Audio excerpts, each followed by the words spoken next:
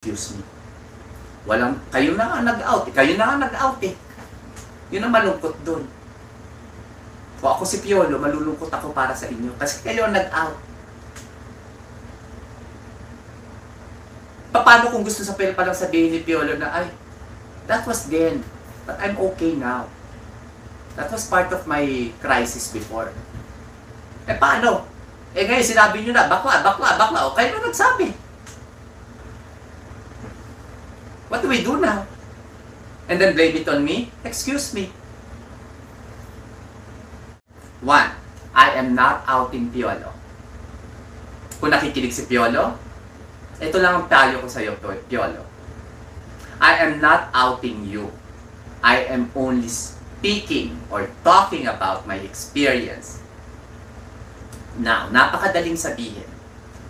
That was just an experience. I'm a man. I'm straight man. I wanna be. Ang daling sabihin.